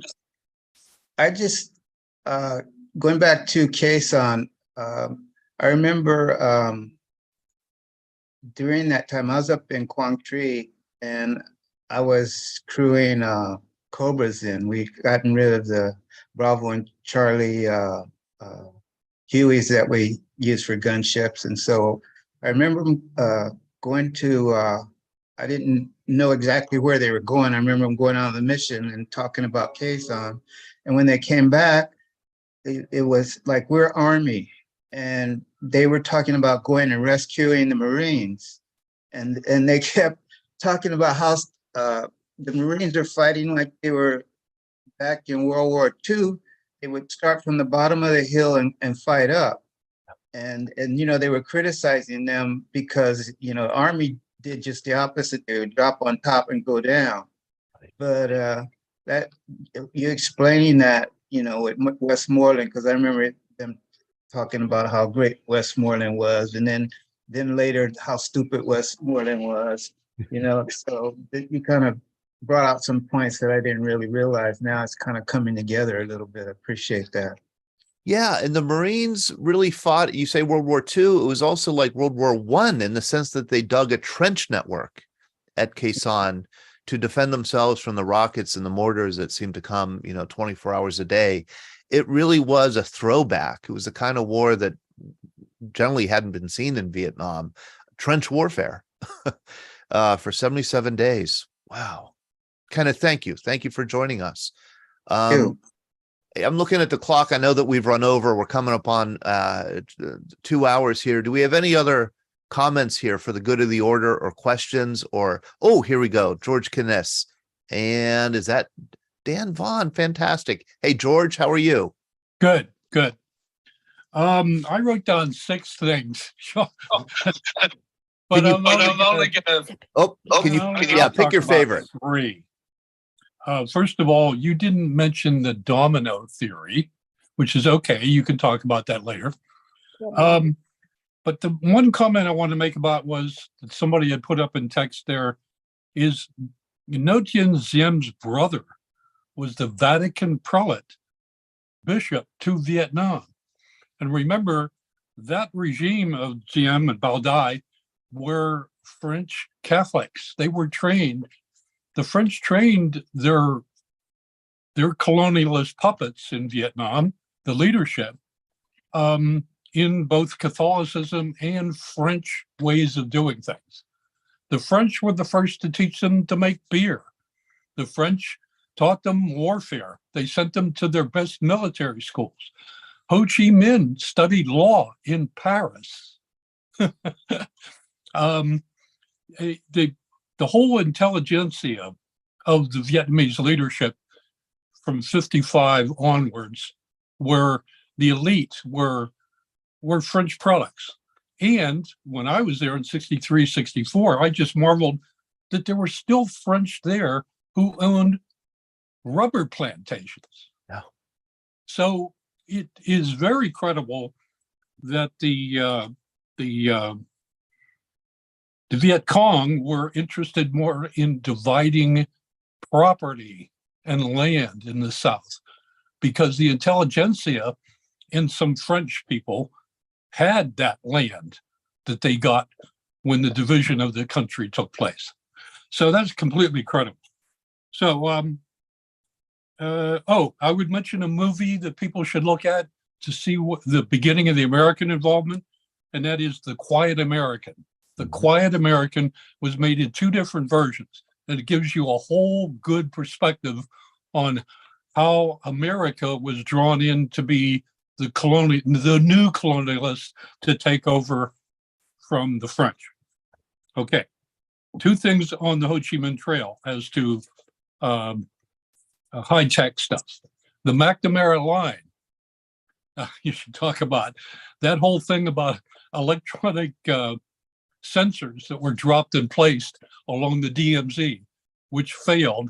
but they tried. And another one that a lot of people don't talk about is what the Air Force did with NASA. They did a study to launch a satellite into a fixed orbit over Vietnam in a parking orbit with a giant reflector on it.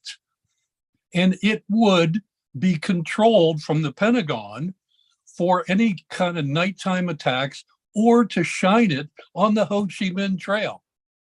And it was seriously considered, and a prototype was made, but then finally they said it would mess up the environment. That was one of the most exotic weapons that was ever proposed for the Vietnam War.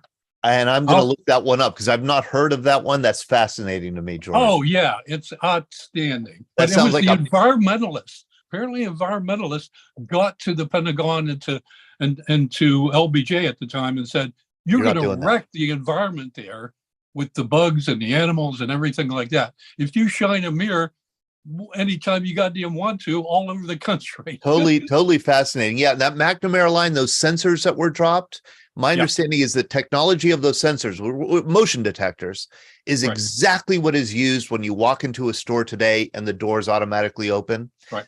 That technology came from the McNamara line in the Vietnam War. Dan Vaughn, we're getting a Marine finally on this program. How are you, Dan? Can you hear me? Yes. Okay. I have just one question. Prior to the French being there, I heard the Japanese were there. Is that right or wrong? Correct. And I also heard... Oh, I should say, I'm sorry. Not quite correct. The Japanese were there during World War II. And the French preceded them and the French came after. So the Japanese were kind of in between the two French regimes. I heard a rumor also that the United States was involved with helping Ho Chi Minh Trail get the Japanese out. Is that correct or wrong? The United States was, Ho Chi Minh was an ally of the United States during World War II. Yes, to get the Japanese out of Vietnam, out of the area. Okay. Yes, and I'm going to cover that in a future talk. So, and there are three more. Dan, it is so good to see you. Say hi to Cheryl. Absolutely. Thank you for joining us. Rob, I see you are endorsing The Quiet American by Graham Greene. Wonderful novel, better than either of the movies. Nice little novel, and still it holds up today. This is the second part of a 5-part series. I'm scheduling the next 3 parts. I will send out the dates. I'm going to hold off to do part number 3 until October 12th. I want to get back on a Thursday schedule. So Thursday, October 12th, I'll be talking about the French Indochina, French colonization, all the French influence, why they colonized, and how the Viet Minh fought against the French. So as you can see, we're not going in order. We're not going in chronological order. We're hopping around. That'll be on Thursday, October 12th. I will let everybody know about when it's coming. I was going to give Bob Flage the last word, but it looks like he abandoned his post. Okay, there you are, Bob. How are you?